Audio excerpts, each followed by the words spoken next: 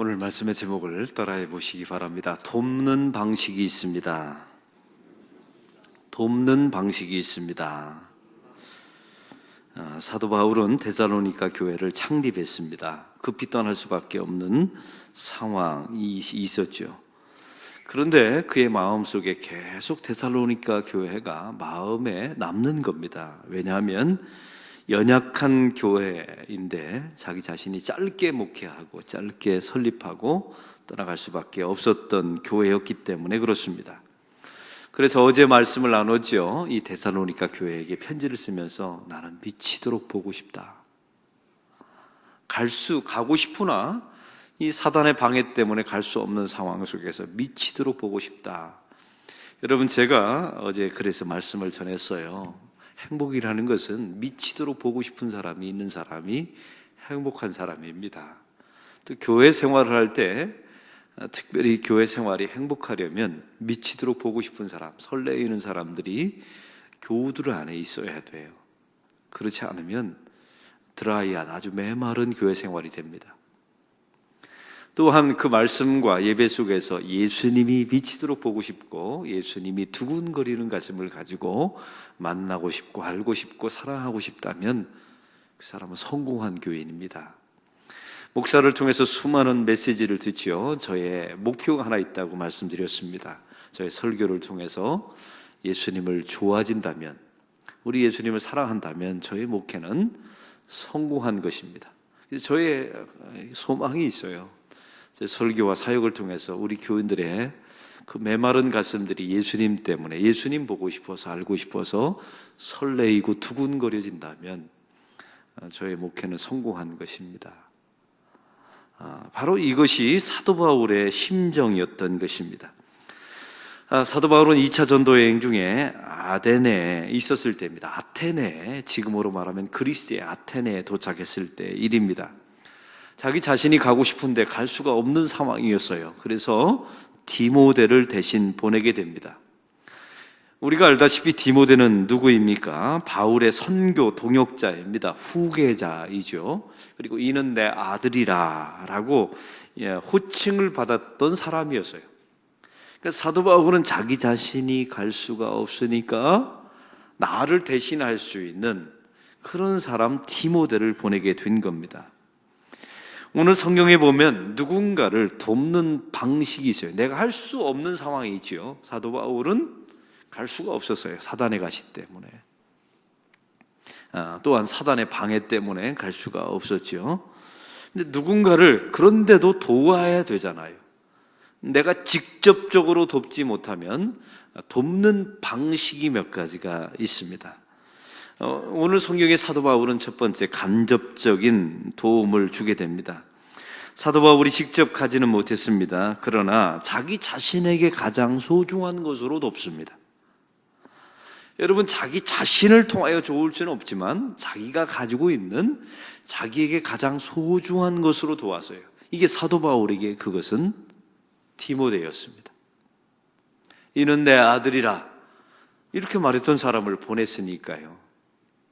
누군가를 도울 때 우리가 그 사람을 진짜 사랑한다면 나에게 가장 소중한 것으로 돕습니다. 이거는 거짓말이 안 통해요. 그 사람을 사랑한다고 말해놓고 나에게 가장 소중한 것으로 돕지 않는다면 그건 거짓입니다. 여러분에게 돈이 중요하다면 누군가를 사랑하고 소중히 여기면 그것으로 도우셔야 돼요.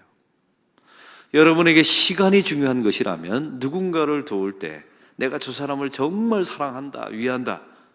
교회도 마찬가지입니다. 나는 교회를 좋아하고 사랑한다 라고 말해놓고 자기의 가장 소중한 것으로 교회를 돕지 않는다. 그건 진짜 거짓입니다. 우리 한번 솔직해지셔야 돼요. 여러분, 교회에서는 한순간의 거짓은 통해도 이 장기간의 거짓은 안 통하거든요. 그래서 우리가 항상 하나님 앞에 하나님 어떤 사랑하는 대상을 정해놓고 그것이 주님이면 좋겠고 교회이면 좋겠고 여러분이 귀히 여기는 교회 안에 연약한 지체들이었으면 좋겠어요. 그런 사람들을 가장 나의 소중한 것으로 시간이면 시간, 물질이 소중한 사람은 물질, 또 나에게 기도가 가장 소중하다 하는 사람은 중보기도로 바로 그렇게 섬기는 하나님의 사람들이 되기를 소망합니다. 이것이 사도 바울의 돕는 방식이었어요. 나에게 남아있는 것, 여분의 것은 쓸모없어도 되는 것, 이런 거 가지고 섬긴 적이 없어요. 또한 오늘 말씀에 보면 사도 바울이 이 데살로니가 교인들을 돕는 방식이 있습니다. 2절의 말씀을 우리 다 같이 읽겠습니다. 3장 2절입니다. 우리 형제 곧 그리스도의 복음을 전하는 하나님의 일꾼된 디모데를 보내노니 이는 너희를 굳건하게 하고 너희 믿음에 대하여 위로함으로. 여러분, 여기서 두 가지 단어가 나옵니다. 굳건하게 하고, 또한 오늘 성경에 보니까 2절에 위로함으로라고 나와 있습니다. 어떤 대상을 굳건하게 만드는 방법이 있습니다. 그것은 바로 끊임없이 가르치고 훈련해야 합니다. 사도 바울이 디모데를 그냥 보낸 게 아닙니다. 가장 가까이 데리고 있으면서 끊임없이 가르치고 훈련했던 거예요. 사람은, 좋은 사역자는 태어나는 게 아니라 만들어지는 것이거든요. 저와 여러분도 마찬가지입니다. 여러분이 저를 담임 목사로 만날 때 이미 20년 동안 목회를 하고 왔어요. 전도사 때부터 20년 동안 목회 생활을 거치고 훈련되어서 온 모습이 그 모양 못 꾸리는 거예요.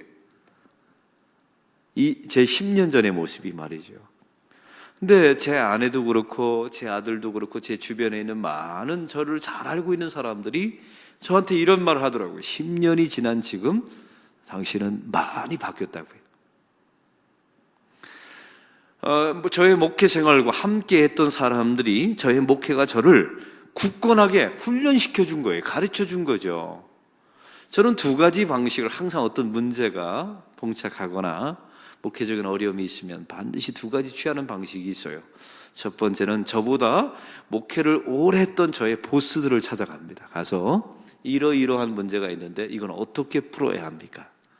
항상 가르침을 받아요. 그래서 저는 질문을 많이 합니다. 왜냐하면 이게 얼마나 절호의 기회인데, 그런 보스를 만나기가 쉽지 않잖아요. 제가 목회에 매여 있기 때문에.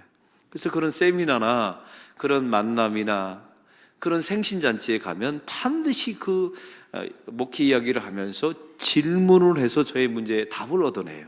저도 가르침을 받습니다. 이미 목회한 지가 28년이 지났는데도 아직도 가르침을 받아요. 또 한 가지, 책을 통하여 간접적인 가르침을 받습니다. 이게 저를 세워주는 거예요. 왜요? 끊임없이 훈련하지 않으면 만들어지지가 않습니다. 이번에 12기 단기 선교를 갔어요. 참 제가 칭찬해주고 싶은 게 하나 있더라고요. 12년 동안, 12번 동안, 우리 교회는 10년 동안 단기 선교를 다녔죠. 우리 교회가 말씀을 쉐어하는 훈련을 10년 동안 했어요. 순모임에 가서도 쉐어하라고 하고, 모든 게 쉐어예요. 말씀을 가지고 느낌과 감정과 자기 삶을 나누는 거예요. 여러분 그거 아세요? 10년 전에는 엉터리였어요. 선교에 가서 말씀을 나누러 하니까 다 자기 얘기만 하는 거예요. 왜? 해본 적이, 말씀을 큐티를 쉐어해 본 적이 없는 거예요. 일방적인 설교만 들었던 거죠. 그 말씀에 대한 자기 느낌과 자기 적용 한 번도 해본 적이 없는 거예요. 당연히 서투르죠. 큐티가 뭐냐고 했더니 그게 뭔 내용인지도 모르고요. 근데 놀라운 사실은 10년이 지금 아침에 모여서 다 큐티를 합니다. 우리 선교팀은 무조건 아침에 일어나면 다 이부자리를 개고 큐티를, 찬송을 가스펠을 부르고 말씀을 묵상하고 관찰, 해석, 적용, 이걸 하는데 나중에 쉐어를 하는데 보니까 기가 막히게 쉐어를 해요.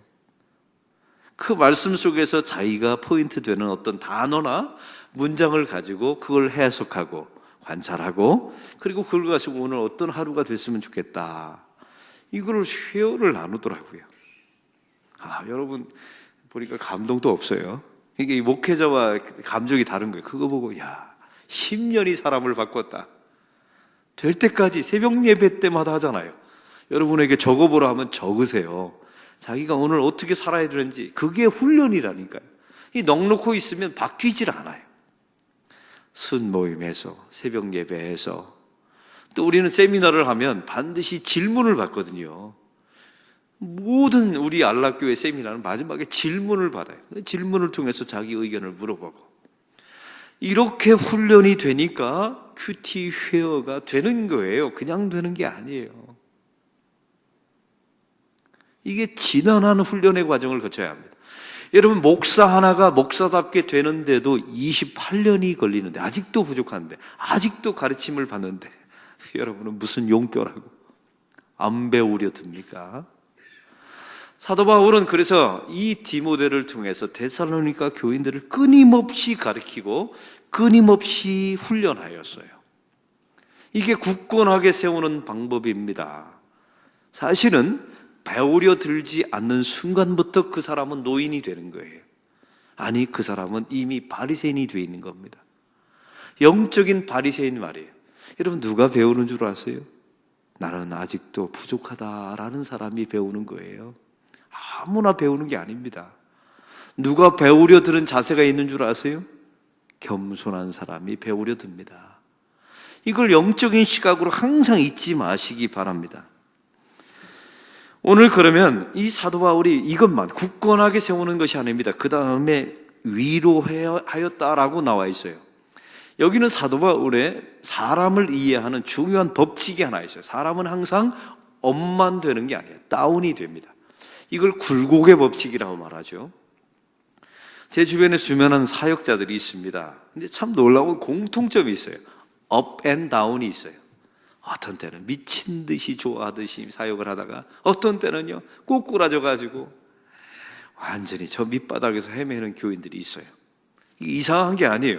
모든 사람들이 바로 그런 현상이 나타나요. 그래서 위로가, 저 다운에 있을 때 위로가 필요한 거예요. 그런데 목회자가 우리가 사역을 할 때 이걸 가르쳐야 되는 게 있어요. 이 편차가 줄어들면 줄어들수록 그 사람이 견고해지고 리더가 되는 겁니다. 여러분 한번 생각해 보세요. 여러분의 담임 목사가 좋을 때는 막 미친 듯이 하다가 뭐 약 먹은 사람처럼 하다가 어느 날 딱 다운될 때는 뭐 아주 침체돼 가지고 표정도 완전히 사그러지고 얼굴도 일그러지고, 이런 게 너무 편차가 심하면 목회가 되겠습니까? 여러분, 그런 리더 따라올 수 있으시겠어요? 그런 엄마라면, 그런 아버지라면 따라갈 의향이 있으세요? 그래서 신앙인은 이 편차를 줄여야 돼요. 그러면 이 밑바닥에 있을 때 우리는 어떻게 도와야 합니까? 그들을 위로해야 합니다. 어떻게 해요?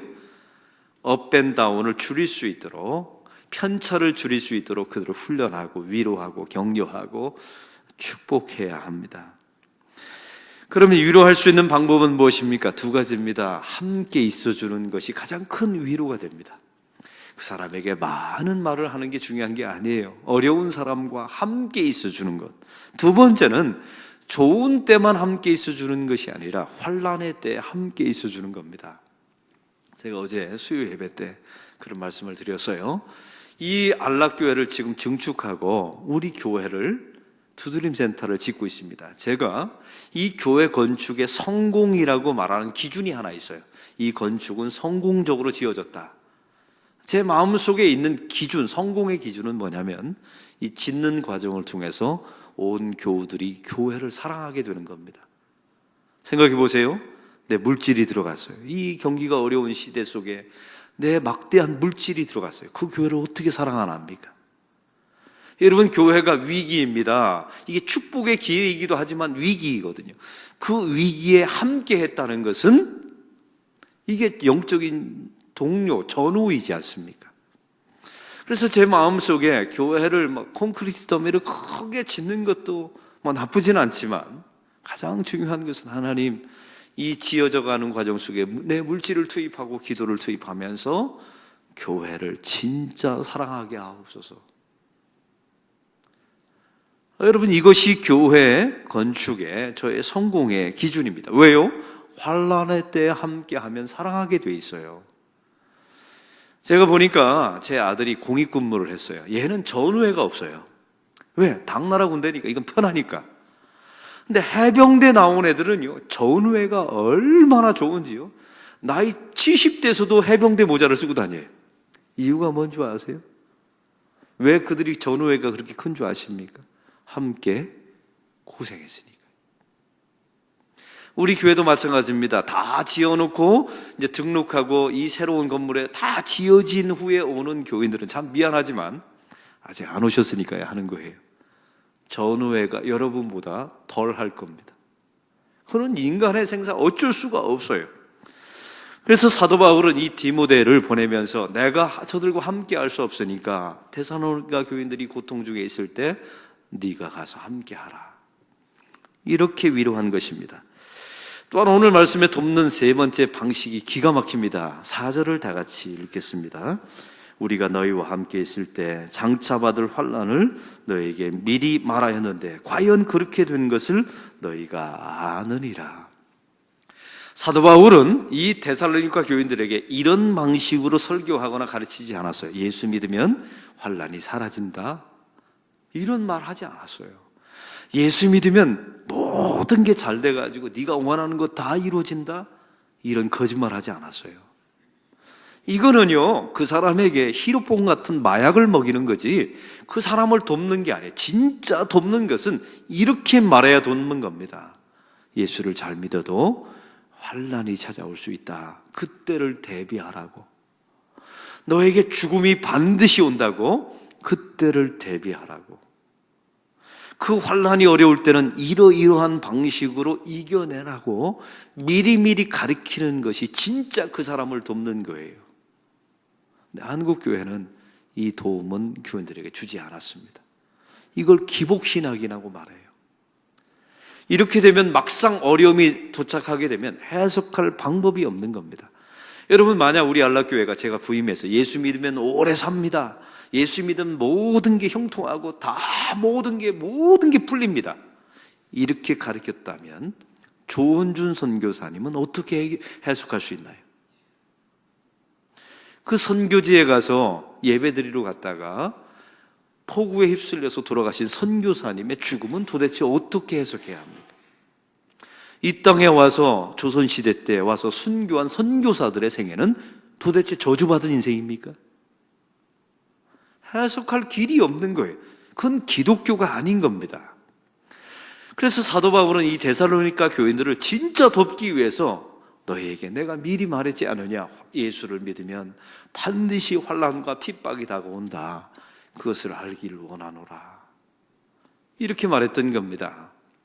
저는 어제 예배가 목회다라는 책을 하루 종일 읽었습니다.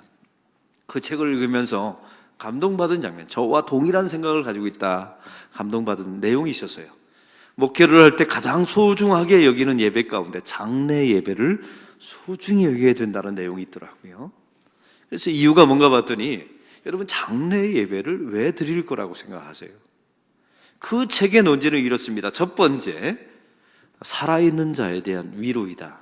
그러니까 유가족들을 위로하기 위해서 예배를 드리죠. 근데 그 다음 말이 중요합니다. 훨씬 더 중요한 목적이 있다는 거예요. 장례 예배를 드리는데, 그것은 바로 자기 가장 사랑하는 가족의 시신을 놓고 종말 신앙을 가르칠 수 있는 가장 좋은 장이라는 거예요. 평소에 정말, 여러분, 이분선 권사님이 돌아가셨습니다. 이게 와 닿나요? 어제까지만 해도 나하고 새벽 기도하고 저 화장실에서 그렇게 울부짖고 기도했던 권사님이 다음날 싸늘한 죽음으로 돌아왔어요. 이게 와 닿으세요? 와닿지 않은 이유가 뭔지 아세요? 여러분의 어머니가 아니니까요. 여러분의 형제가 아니니까. 근데 내 가장 가까이 있는 내 어머니 아버지가 싸늘한 시신으로 돌아왔어요. 만져보라고 합니다. 여러분, 왜 만지라고 하는 줄 아세요? 딱 만지는 순간에, 이거는 살아있을 때 따뜻한 온기가 없거든요. 그러니까 이제는 내 어머니가 아니구나라고 결별을 시킵니다. 만지는 순간에 기분 좋은 사람은 단 한 명도 없어요. 근데 왜 만지라고 하면, 이제 죽은 자와 나는 결별되는구나, 이게 다른 세상이구나, 이걸 결별하는 훈련을 시켜주고요. 또 한 가지 이유가 있어요. 너도 반드시 이렇게 죽는다는 것을 가르쳐주는 겁니다. 그게 장례 예배예요. 그러니 얼마나 소중한 겁니까? 이걸 가르치려고 우리 교회는 교회 밑바닥에다 우리 조상들을 묻었어요. 그래서 사실은 두드림 센터에다가 지하에다 저는 진짜 납곤당을 만들고 싶었어요. 우리 권사님들이 들어가시면 화장해서 거기다가 모셔놓고 거기 가서 너도 죽는다 이걸 가르쳤으면 좋겠다. 근데 허락이 안 된다고. 이게 혐오 시설이라. 그래서 아쉬워서요. 사랑하는 성도 여러분, 이게 데살로니가 교회를 돕는 거였어요. 여러분, 교인들을 돕는 것은 여러분에게 예수 믿으면 부자 되고 문제가 이건 돕는 게 아니라니까요. 당신은 반드시 죽습니다. 그리고 죽음과 결별시키고 살아있는 자와 죽은 자를 결별시키면서 우리의 인생을 오늘이 마지막인 것처럼 살아갈 수 있도록 가르치고 돕는 것이 진짜 여러분을 돕는 거예요. 할렐루야.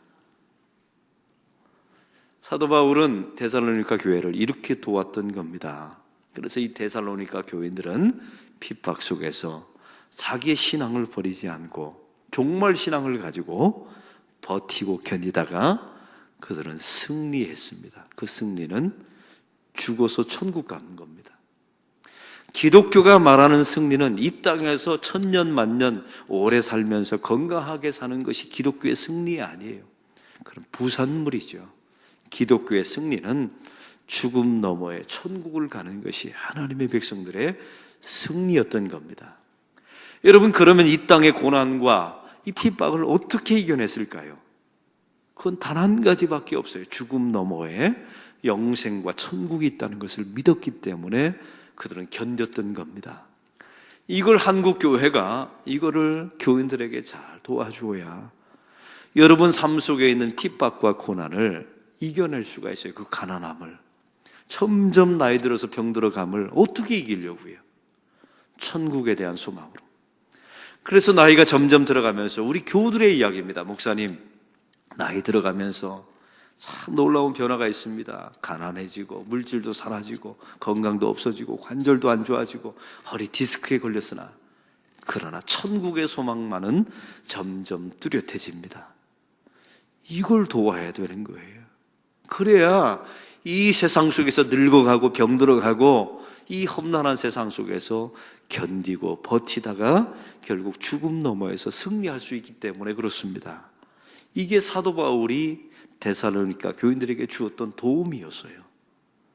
이 도움이 저를 통해서 예수 그리스도를 통해서 저를 통하여 여러분에게 증거되고 전달될 줄로 믿습니다. 이 도움을 잘 받으셨다가 여러분 어려움과 환난과 가난과 핍박이 있을 때 잘 이겨내시고 마지막에 승리하는 저와 여러분이 되기를 소망합니다. 오늘 말씀의 느낌과 깨달은 점을 적어보시고 해야 될 것 한 가지와 하지 말아야 될 것 한 가지를 적어보시고 이 말씀대로 사는 하루가 되게 달라고 기도하는 시간 갖겠습니다.